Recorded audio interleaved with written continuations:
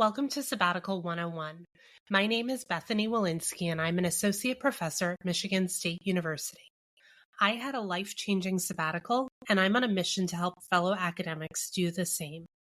This podcast is a resource for all things academic sabbaticals. Each episode will provide you with inspiration and insight into the sabbatical planning process, regardless of your institution, discipline, length of sabbatical, or where you plan to sabbatical.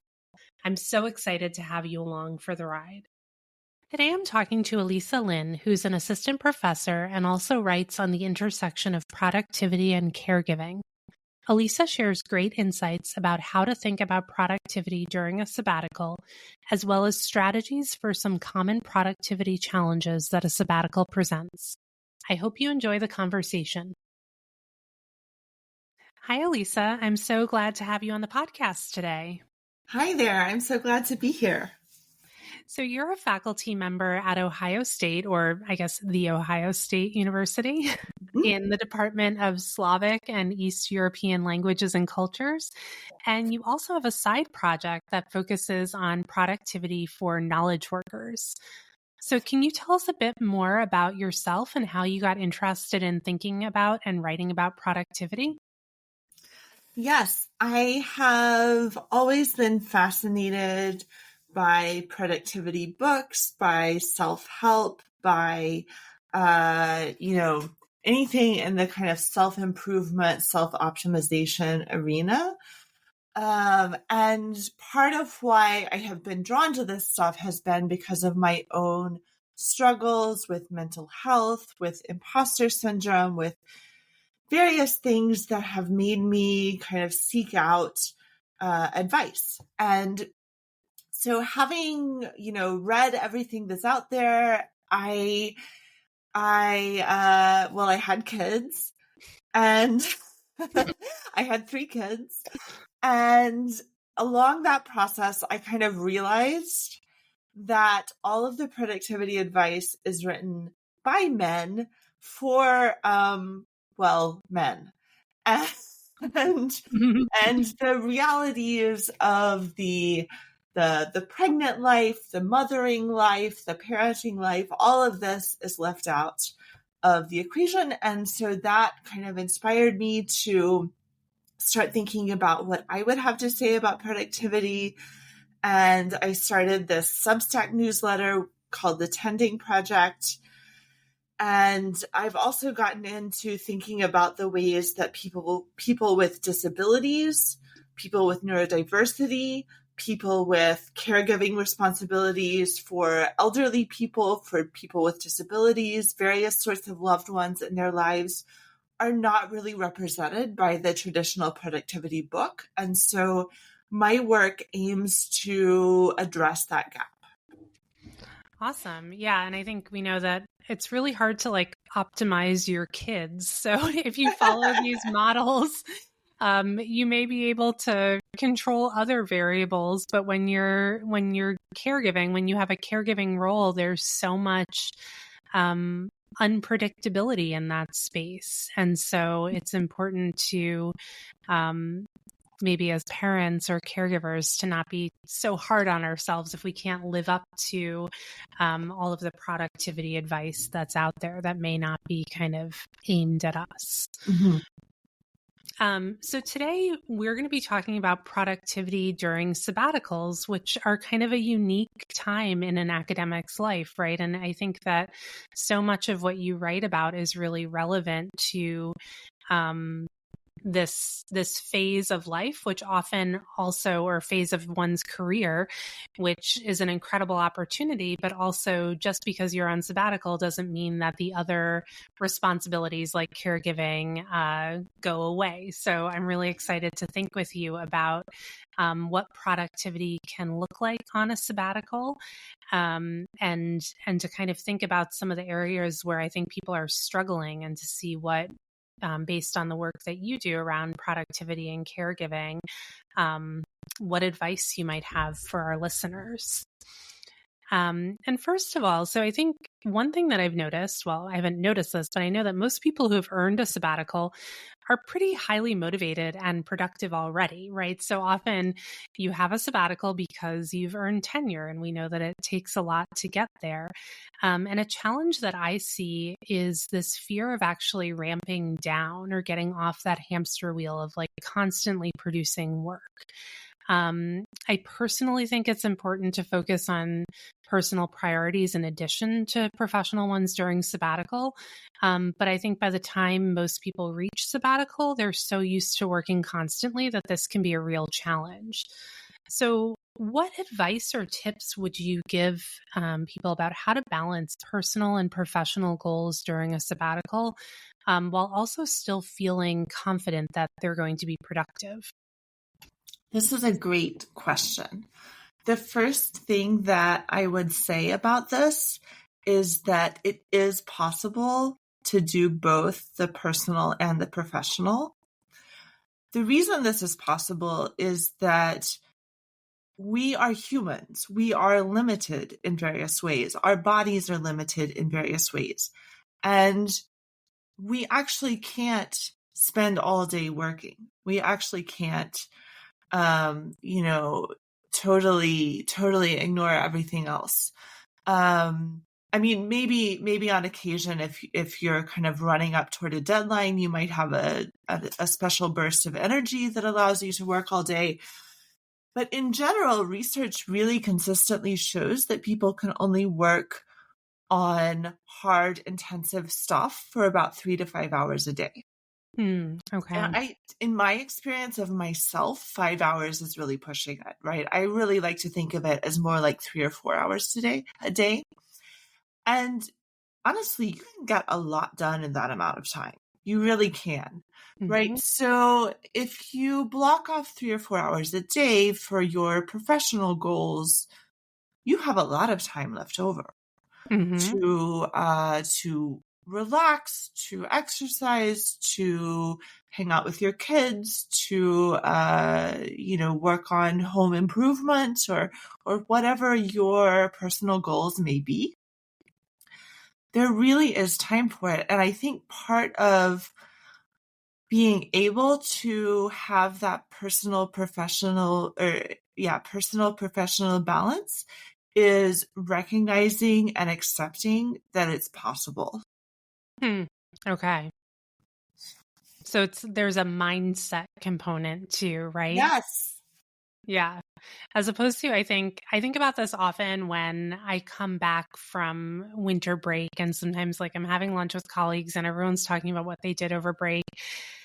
And I think sometimes there's I have lovely colleagues, but sometimes we being like academics or professionals in general, like to emphasize how busy we are and how much we get done. And so then so I feel kind of badly saying like, well, I kind of just hung out with my kids, right? And I think it's hard to sometimes accept that both things are possible, that you can be successful and do a good job at whatever you're doing, and you can also enjoy time with your kids, right? Or enjoy doing the other things that you like doing.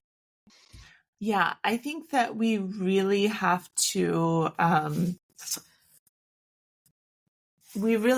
get it in our heads that no one is working intensely for 8 hours a day, right?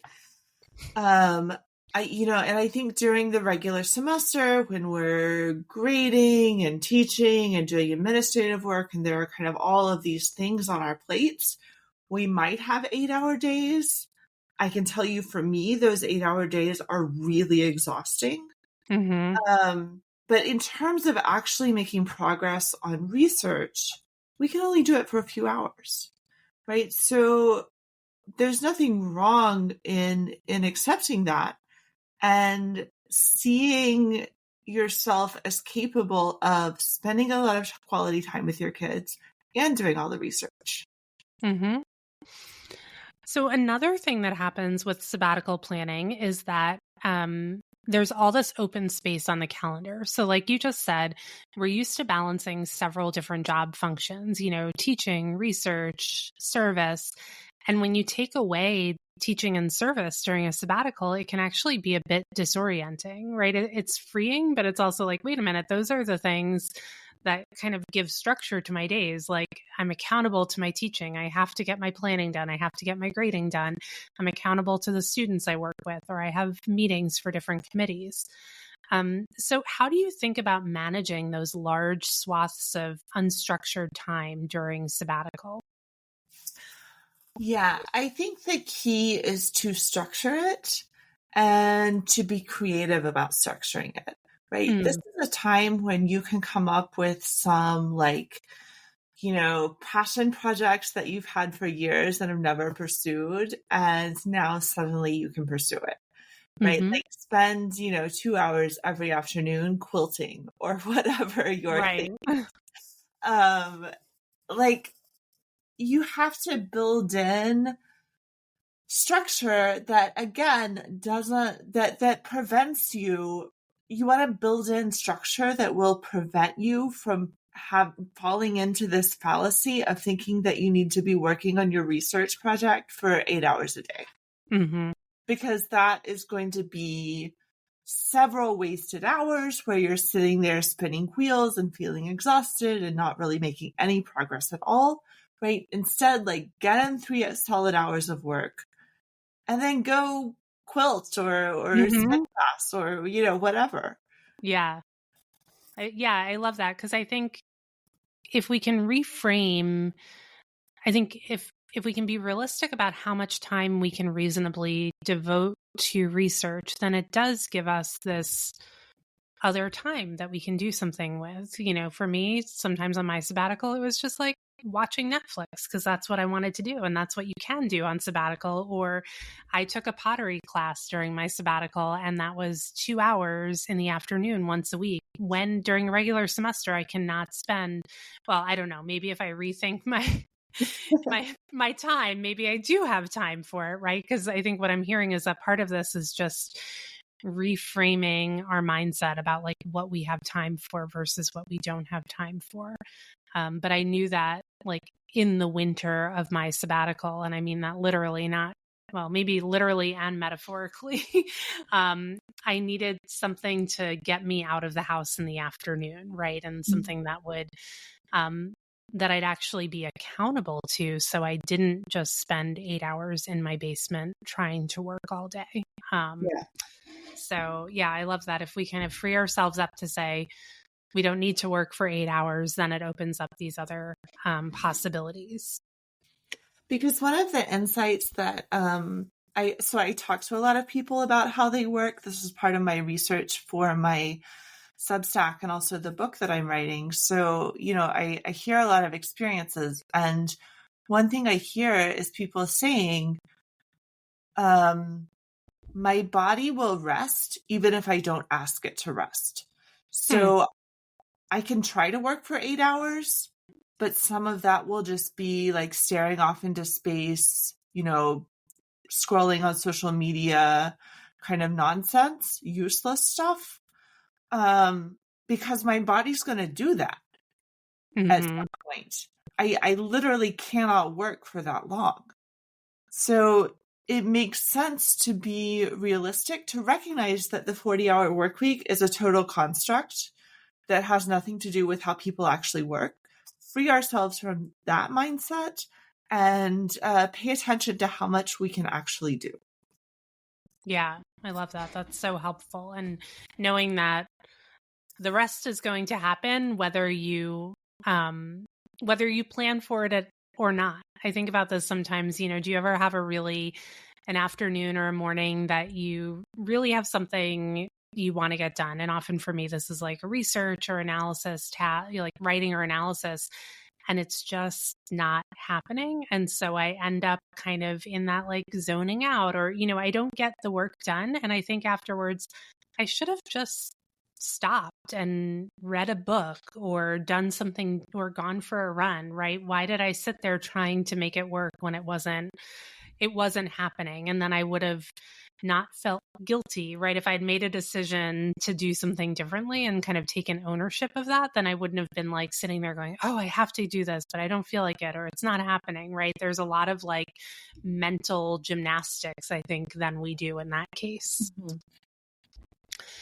So on the flip side of that, like wide open space on the calendar, what if someone, once someone maps out all the things they want to do on their sabbatical, they feel like their calendar is too full and they have less time for, maybe it's not all work related things on their calendar, but they also have all these personal things they want to get done. What could they do in that situation if the calendar just feels too full? So I have a couple of ideas. My first thought is that I believe that you really can get a lot more done in a short amount of time than you think. So if you set yourself an hour to do your research one day, you probably can really get a lot done. Mm-hmm. So I think the first idea is don't discount the schedule that you've written for yourself as not possible, because maybe it is possible. Give it a try and see if your output of research and all of the activities you're doing meet your goals. Like, are you happy with this?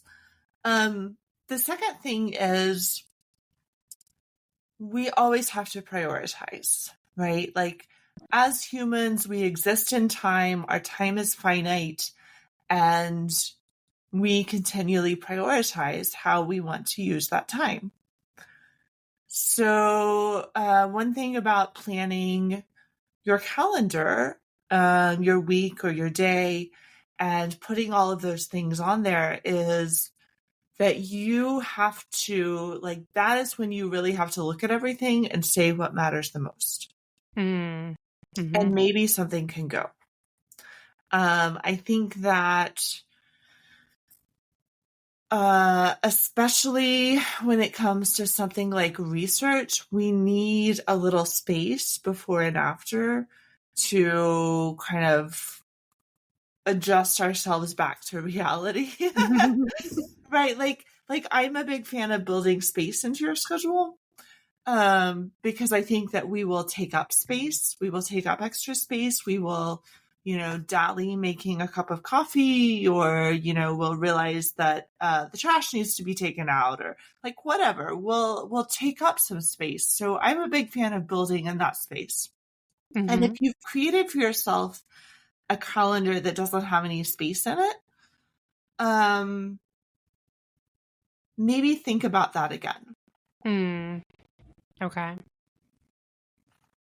Yeah, I think about that a lot since the pandemic, and when we do so much more on Zoom. I think I realized that when we had more in-person meetings, you'd have to allow time on your calendar to transition from one thing to the next. But then, especially when we were entirely virtual, I realized I had these days where I was just, everything was back to back. And I'm like, oh, I don't even have time to stand up or go to the bathroom or have a moment where I go make a cup of coffee. So yeah, building in these like break times or transition times and not having everything be so jam-packed seems really smart and reasonable. One of the things I think about a lot when I'm working on kind of a weekly plan or a plan for a semester is what level of detail to actually put on my calendar and how to estimate. You mentioned this a little bit, like how we estimate how much time things actually take us. And I'm sure many people can relate to this. I know that I shouldn't put an entire project on my calendar, like, okay, Monday, 10 a.m., analyze data and write a journal article. Like that's not a task. That's an entire project. I get that. But what advice would you give people for, breaking projects down into smaller tasks and estimating how long those tasks will actually take so that we're not stuck in this I think I hear this so much from friends, colleagues, and clients. Like, we become sometimes overly ambitious about how much we can get done in a day or a week, and then end up feeling badly that we didn't get all that done. Yeah, this is a really great question that I think about a lot when I'm writing my newsletter and my book, because I think it's one that's really important to people.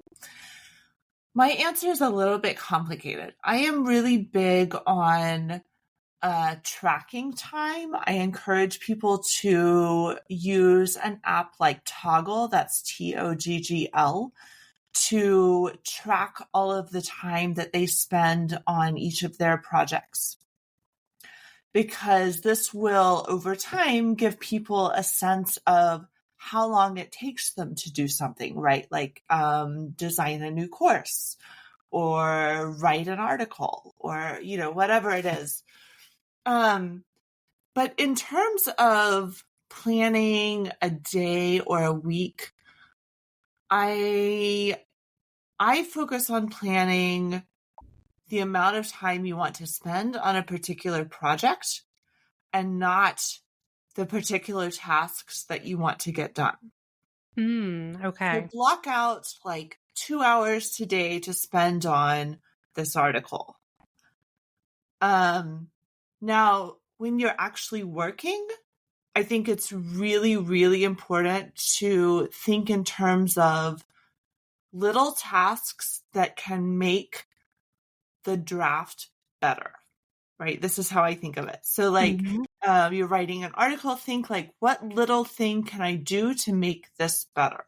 Like maybe add in a source, right? Cite someone, add a mini thesis statement at the start of this paragraph, so that you keep yourself kind of on task, doing specific tasks that actually improve what you're writing and aren't kind of wheel spinning, like, randomly revise this sentence indefinitely until finally 2 hours later you're happy with it, or something that we tend to do as academics, right? So like really focus on the little tasks, keep yourself on task when you're actually working. But I'm not convinced that it's useful to break a project down into a list of tasks that we then go about estimating how long they will take. Okay. So it sounds like you take a more incremental approach. Like you have this thing you've been working on, and instead of, I feel like, sometimes I sit down, I'm like, okay, I need to work on this article. And I start at the beginning, and this is such a great way to waste time, right? Like, that whole hour I just took rereading and getting to the point where I was working on it last time, right? And so instead, how can I make these findings sections more robust? Or how can I,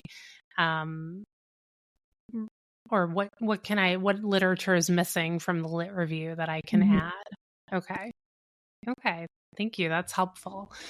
So along those lines, and I feel like part of what you're helping us think about is maybe not being too rigid or stringent in your planning, or kind of assuming you can just plan your way into everything, right? Which I think for anyone who likes planning, sometimes it feels like, well, if I can just map it all out, then I can do it.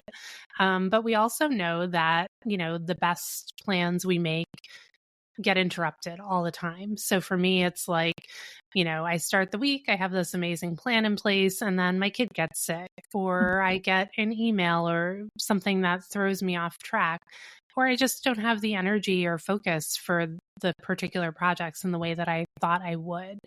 And I think this can be especially difficult during a sabbatical, because many faculty just feel a lot of pressure to make the most of the sabbatical time. And especially, I think, if you have a semester-long sabbatical, that time just feels so precious. So what advice do you have about dealing with unexpected changes to a well-thought-out plan? I think it's really important to accept from the beginning that there will be changes, that things will come up.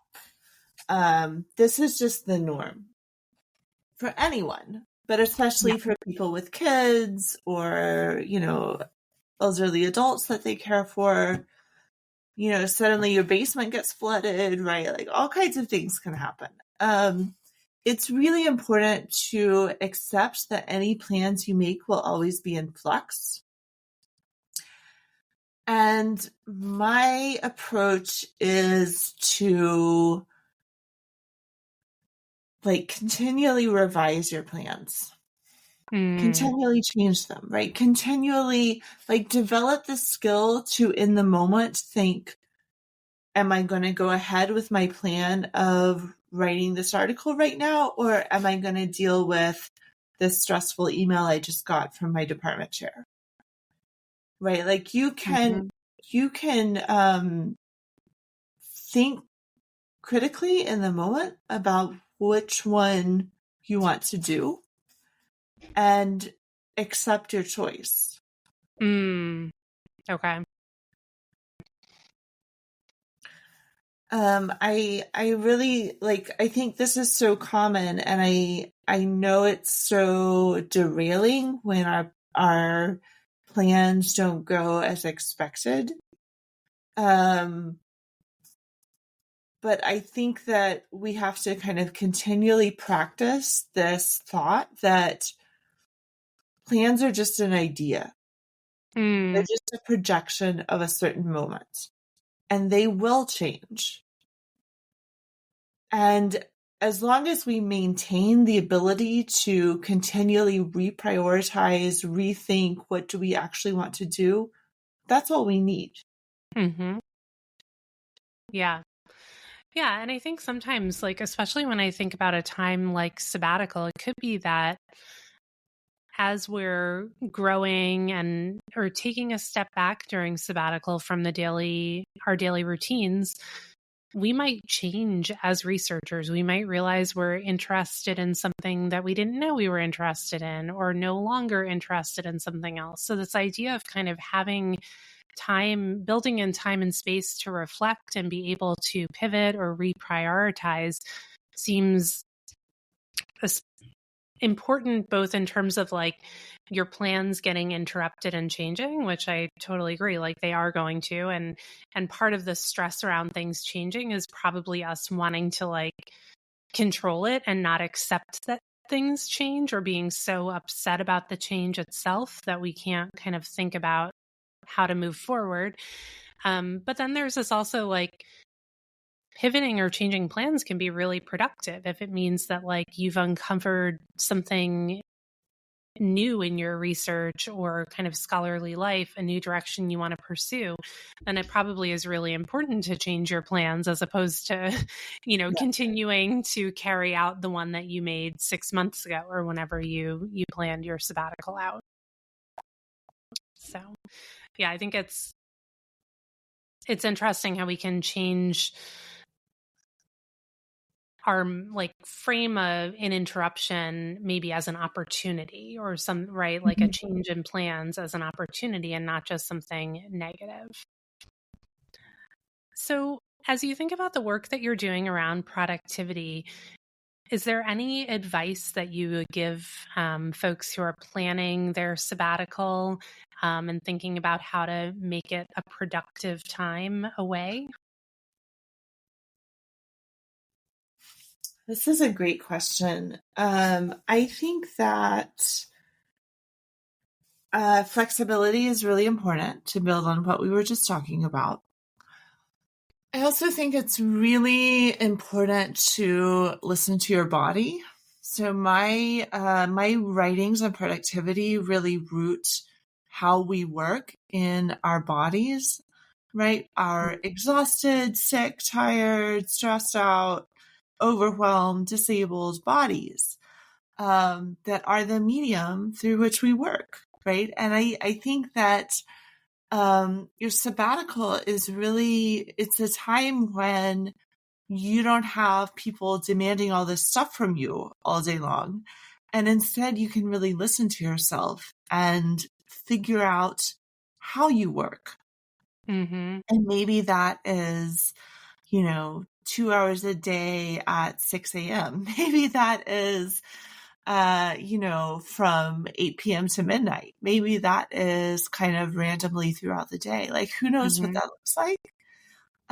You have to, and you'll figure out how much rest you need. Maybe you need a nap every day. Mm-hmm. Maybe you need to watch Netflix for a while every day, right? Whatever it is, like, this is the time to really live your life as you want to. Mm-hmm. I love that. I love the idea of kind of using your sabbatical as a time to really learn about yourself and what works best for you. And then I think the challenge, but the opportunity is really to think about when you find what works well for you on sabbatical, carrying that forward when you go back to campus and all those, those demands reemerge. But I think about this a lot. How can we take the practices that worked really well during sabbatical? How can we carry those forward or carry parts of it forward? How can we continue to prioritize and focus on the things that felt really good, physically or in terms of mental health and well-being? Well, thank you, Alisa. It's been so fun to talk to you, and I really appreciate your perspective on productivity. So where can people find you if they want to learn more about all the things that you're working on? Yes. So right now I am writing a totally free Substack newsletter that is called The Tending Project, wehotend.substack.com. The link is in the notes to this episode. And I am also working on a book on these issues that hopefully will be out in a couple of years. All right, great. Well, we will keep an eye out for it. And thanks again for the conversation. Thank you. I hope you found this episode of Sabbatical 101 helpful and inspirational as you think about your own sabbatical. If you want to read more about sabbaticals or get even more support for planning your own life-changing sabbatical, head over to my website, www.bethanywolinsky.com, to read my blog and for more information about my sabbatical coaching program.